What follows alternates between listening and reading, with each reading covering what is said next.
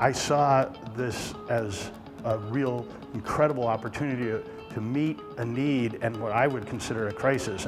Paul Hogan, 28 years as a teacher, coach, and principal at Portland's Jesuit High School. Now he's the Chief Hope Officer at SetPath.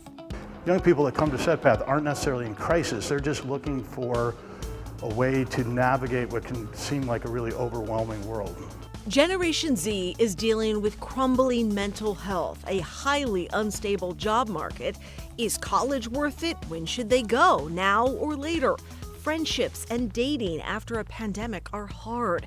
So is family life. SetPath works with people between 16 and 25. They're called planners, and pairs them up with a young professional who's walked that road themselves and has experience working with young people like a former youth minister.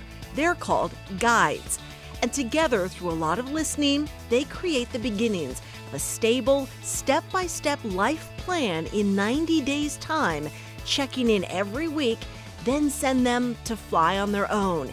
It's all free thanks to fundraising and grants. SetPath came in at the perfect time because in the middle of me being very confused, I had a mentor come alongside me.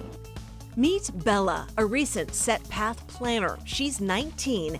She only had 2 years of normal high school before the pandemic took it remote. Bella is taking online community college courses now with a part-time job. I was definitely confused on how my life was going, how my relationships were going. And then when the pandemic hit, I definitely saw like, okay, who are the real ones in my life and who's gonna stick by me when times get difficult. So it starts with really the legacy aspect of your life. So not just who do you want to be, but how do you want to be remembered? Kendra Volstad was Bella's SetPath guide. A former youth minister, she's worked with young people her whole career and has strong mentors of her own, as well as lots of leadership coaching. I'm not your mom, and I'm not your therapist. I'm actually just somebody that's mentoring you, that's walking beside you, and that doesn't have an agenda for your life. I think that agenda piece is also what separates us out a little bit. What is Gen Z's career reality? Well, Volstead says most of them have several part-time jobs because they have to. They can't find a full-time job that supports them. Remote or hybrid work must be an option. So once you set goals, how do you follow through on them? We want to review our life plan for the first 30 days every single day, and then you want to shift to looking at it probably once a week thereafter.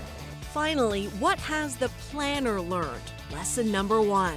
It's important to reach out to your mentors when you're struggling, especially with being overwhelmed, with not really understanding where you're at in life. It's okay to reach out because they won't always reach out to you. You're supposed to take the initiative in that situation.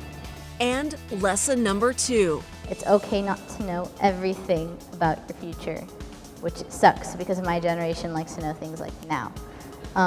But it's okay not to know your future. It's okay, even if you have an end goal in mind, if you don't have an end goal, it's okay. You're gonna take steps towards getting there.